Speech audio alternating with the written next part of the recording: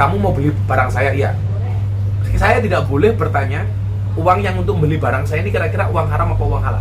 Itu nggak boleh. Bahkan ketika seseorang itu tidak tahu kalau itu uang yang nggak benar, kita yang menerima sebagai penjual pun sah, halal.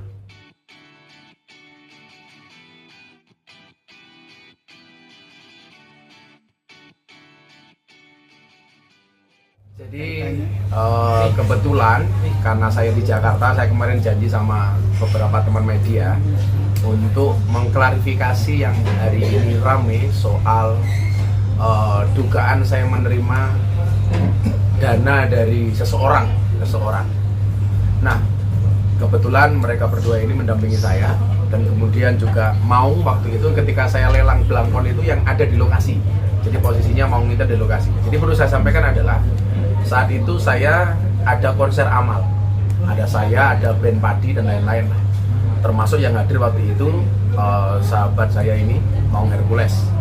Nah, saya untuk dana amal ini melelang belangkon. Kebetulan ini bukan yang pertama kali, saya sudah beberapa kali lelang.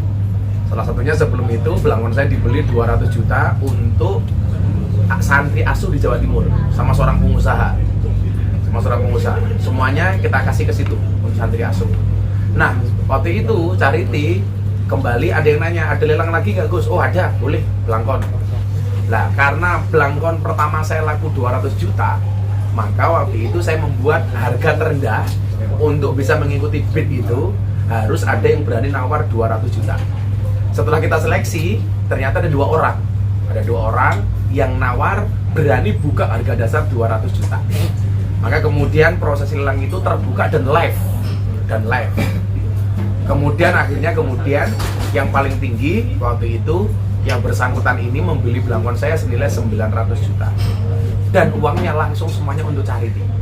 Jadi tidak ada serupiah pun yang kemudian kita pakai. Justru kalau ngomong pemakaian itu, dari 900 juta yang kita dapatkan, saya keluarnya hampir 1,5 M waktu itu.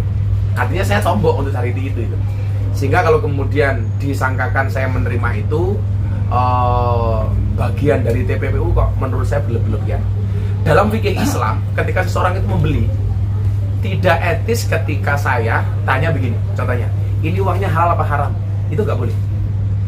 Dalam fikih Islam, ketika barang saya dibeli sama seseorang, saya tanya, kamu mau beli barang saya? Iya. Saya tidak boleh bertanya uang yang untuk beli barang saya ini kira-kira uang haram apa uang halal. Itu nggak boleh.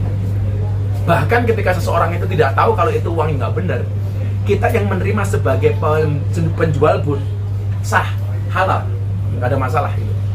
Nah, artinya saya pikir apa yang kemudian hari ini terjadi udah sangat berlebihan dan ini sangat mencoreng nama baik saya. Karena hari ini saya jadi tidak nyaman ketika kemudian bahkan ada beberapa perusahaan yang punya kerjasama dengan saya, mereka mengancam untuk membatalkan kerjasamanya dengan saya gara-gara khawatir kalau kemudian saya benar-benar menerima aliran dana itu. Ketakutan kan? Sehingga ini secara materi dan imateri sangat-sangat merugikan. Terus itu melalui dananya sendiri masuk langsung ke sebuah yayasan lelang atau ke nomor rekening Gus? Waktu itu dananya karena panitia charity-nya itu minta masuk ke kita dulu, tapi kemudian langsung kita transfer. Dan itu ada buktinya semuanya, ada buktinya atas sepengetahuan panitia, maka kemudian kita transfer. Jadi clear, semua bukti transfernya ada.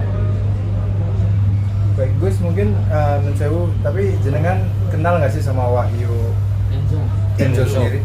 Saya kenalnya waktu itu justru dia sebagai pemilik PT Legion. PT Legion, awalnya itu PT Legion. Tapi setelah kemudian dia beli, kan saya jadi ngulik-ngulik. Sebenarnya ini siapa kok sampai beli mahal banget gitu. Ternyata satu, dia mengidolakan saya banget. Itu mengidolakan saya banget. Oh, kan saya tidak boleh menolak siapa yang mengidolakan saya. Saya aja idolan. Nah, mau saja yang punya 1 juta pasukan di Jakarta jadi pengawal saya gitu. Tinggal perintah dikerahkan siap. Tadi beliau ini mau berangkat ke Brebes habis maghrib tadi. Terus saya bilang saya mau cuma sama teman-teman wartawan, dia batalkan ke Brebesnya untuk ngawal Abah, dia bilang. Jadi saya baru tahu kemudian kalau beliaunya ini pemilik ATG itu setelah lelang terjadi. Setahu saya beliau owner dari Legion. Awalnya gitu. Nah, Terus ini kan merugikan nama baik ya Gus ya, maksudnya secara imateri dan materi. Ada langkah berikutnya nggak sih dari Gus Miftah? Nanti soal langkah berikutnya saya nanya kepada teman-teman lawyer yang mendampingi saya ini, karena secara hukum mereka pasti jauh lebih tahu dibandingkan saya. Langkah kedepannya seperti apa, saya pasrahkan kepada mereka. Tapi yang jelas mungkin sekali lagi saya tegaskan, dulu pas lelang amal untuk Charity itu mau nggak ada mau ya? Saya ada. Ada. Ini di Balai Sarbini. Ada beberapa juga Barang lain yang hilang. Ada beberapa toko-toko juga. Toko-toko juga datang. Ada orang tua kita juga ada hadir, ada Pak Kiai.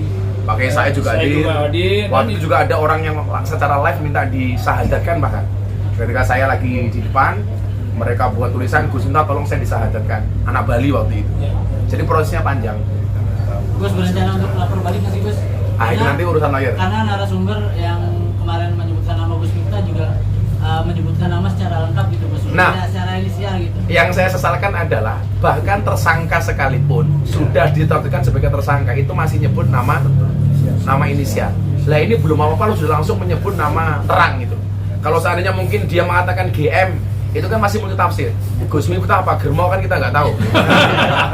Ini langsung menyebut nama saya. Itu sangat-sangat merugikan. Nah nanti langkahnya seperti apa, saya pasrah sama teman-teman lawyer. Tapi kalau dari korban minta dikembaliin uangnya, Gus Miftah siap kembali nggak? Ya. Loh, kalau itu kita jelas prihatin. Tapi kalau kemudian disuruh mengembalikan seumpamanya, ini dasarnya apa gitu? Karena uang itu juga sudah dipakai untuk amal. Amal, untuk ibadah. Untuk amal. Bahwa saya bersimpati dengan korban itu pasti. Coba kalau kemudian saya nyangkanya itu uang Legion, kan saya juga nggak tahu gitu. Kira-kira gitu Mbak. Terus tapi nanti kalau disuruh jadi saksi atau gimana, siapa tuh gimana? Kita hormati prosesnya dulu lah Mas. Saya juga belum tahu kedepannya seperti apa kan. Ini kan ramainya sebenarnya di media, mau di penyidik seperti apa saya juga nggak tahu. Gitu. Ya mungkin kalau kemudian ini jadi pansos bagi yang bersangkutan ya cukup saya katakan Anda salah milih lawan. Terakhir kontak sama Wahid Kenco kapan Gus? Masih ingat? Terakhir justru dia minta doa melalui telepon, Bah tolong saya didoakan. Karena kebetulan circle orang-orang yang kenal saya itu rata-rata manggil saya Abah, termasuk Meng Warkos itu manggil saya Abah. Ya kita doakan kan, namanya orang minta doa. Kan kayaknya biasanya cuma berdoa saja. Ya kita doakan. Kemudian tahu-tahu saya dengar berita beliau ditangkap gitu aja. Berapa bulan Gus jedanya dari kita doa sampai akhirnya kita tahu itu ditangkap? Jauh ya. Dia sebelum tahun ini kok. Sebelum tahun ini. Dia minta doa itu. Gus atas tuduhan ini banyak kerjasama yang hilang nggak sih Gus? Ada beberapa perusahaan yang bertanya kebenaran itu dan ini sangat merugikan sehingga perusahaan-perusahaan yang endorse saya itu kemudian jadi khawatir ya. Nah nanti makanya saya membutuhkan klarifikasi untuk itu, termasuk untuk perusahaan-perusahaan yang bersangkutan nanti kita klarifikasi. Termasuk juga jemaat-jemaat yang maksudnya orang-orang yang mungkin ikut pengajian Gus itu juga. Iya, termasuk teman-teman artis juga nanya, Jadi jamaah dan jemaat juga ada. Nanya termasuk dua-duanya. Kan kita orang yang sangat toleran kepada siapapun. Juga beberapa pejabat yang kebetulan ketemu dengan saya, beliau menanyakan apa sih sebenarnya. Jadi ya dari sisi itu jelas sangat merugikan. Gus, ini kan nama selain Gus ada juga sahabat Gus yaitu Atta ya. Udah ada komunikasi dengan Atta? Lah justru sebelum rame kan saya menghadiri buka puasa di rumahnya Torek. Ada Atta yang disebut waktu itu, juga ada Haji Faisal dan lain sebagainya. Tapi kita waktu itu tidak mensangkakan bahwa seramai ini itu. Seramai ini. Bahkan kalau kita lihat tagar di TikTok itu paling banyak malah tagar saya bukan Raffi atau Atta itu. Saya ada apa itu loh, kok yang diajar habis saya itu. Malah Gus Miftah, Gus Fulus, wah kan aduh. Kan jadi nggak asik bahasanya itu. Oke. Nah kalau soal proses hukum mereka berdua ini yang jawab. Oke, Bang Doni atau Bang Yardian? Ya. Terima kasih teman-teman. Ya, kesempatan baik ini di bulan Ramadan kita bertemu, tentunya dalam hal ini kami dari tim penasihat hukum, saya bersama Bung Yardian, saya Roni Talapesi, tentunya kita akan mengklarifikasi di di waktu yang baik ini tentunya supaya tidak terjadi salah persepsi di publik atas apa yang dilaporkan kemarin oleh rekan-rekan pengacara. Nah, di sini perlu kita sampaikan yang tadi Gus sudah sampaikan bahwa itu adalah kegiatan charity. Jadi kegiatan charity dalam hal ini itu merupakan hal yang lumrah. Kemudian ketika kegiatan tersebut berjalan lancar, kemudian belangkon yang menjadi objek untuk dilelang, kemudian dibayarkan. Dalam proses itu kami melihat bahwa Gus Abah melihat prosesnya ini kan tidak ada masalah secara kita tidak mengetahui apakah ini uangnya dari tindakan melawan hukum atau tidak. Artinya di sini dari sini kita pengen klarifikasi bahwa di sini Abah tidak mempunyai niat mensrea. Nanti ini kita akan sampaikan juga kepada penyidik. Tentunya kita turut empati bahwa di sini kita melihat banyak korban yang ikut menjadi korban dari perbuatan yang dilakukan oleh saudara Wahyu. Tapi dalam hal ini kita perlu mendudukan nama baik dari Abah untuk supaya publik melihat bahwa proses yang berjalan ini Abah tidak mengetahui uang tersebut uang hasil kejahatan atau tidak. Ini yang perlu kita luruskan. Itu yang pertama. Yang kedua terkait dengan niat Abah menikmati uang hasil kejahatan itu juga pun tidak jauh sekali. Jadi ini akan kita klarifikasikan kepada tim penyidik. Kalau dipanggil Abah sebagai warga negara yang baik, tentunya kita mendukung segala proses hukum yang berjalan. Bahwa kita mendukung agar penyidik membuka kasus ini menjadi terang benderang, siapa yang benar-benar terlibat, kemudian kita menghindari dari fitnah. Ini juga perlu kita luruskan supaya publik juga mengetahui. Tapi sekali lagi tadi Abah sudah sampaikan dan kami tim penasihat hukum perlu kita sampaikan juga, kita turut prihatin terhadap para korban yang menjadi korban dari saudara Wahyu Kenzo. Segala sesuatunya prosesnya nanti kita akan sampaikan kepada rekan-rekan media. Kita tunggu dari kepolisian seperti apa. Tetapi di sini perlu kita luruskan supaya tidak menjadi isu yang simpang siur di luar sana yang membuat nama Abah ini menjadi tidak baik. Tentunya ini perlu kita luruskan karena semua kan proses hukum ini kan harus berjalan, kemudian nanti di penyidikan lah ini nanti akan diuji bersama gitu bahwa benar TPPU ini merupakan Abah punya niat atau tidak. Tetapi perlu kita sampaikan bahwa proses lelang itu berjalan seperti itu. Jadi istilahnya begini teman-teman, ketika perbuatan pidana seseorang itu harus dipertanggungjawabkan oleh dirinya. Dia tidak bukan orang lain. Jadi dia tidak bisa mengaitkan. Tapi ya semua proses ini kita hargai, nanti kita akan sampaikan kepada rekan-rekan lah pada nanti waktunya. Gitu. Berarti nanti termasuk penjual rokok, kacang nanti kalau dia beli sayur di pasar, sayur di pasar semuanya kena.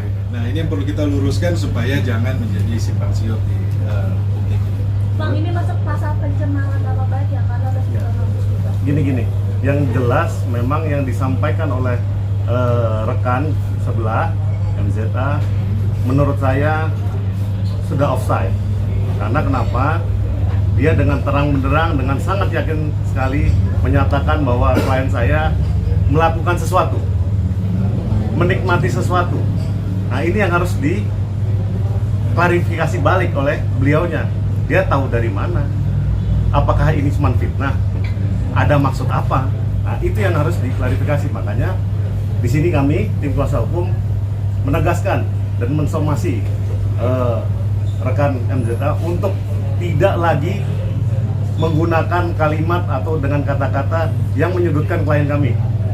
Itu yang pertama. Yang kedua, kami akan mengambil langkah-langkah terukur untuk menyelesaikan perkara ini. Gitu, Ron? Ya.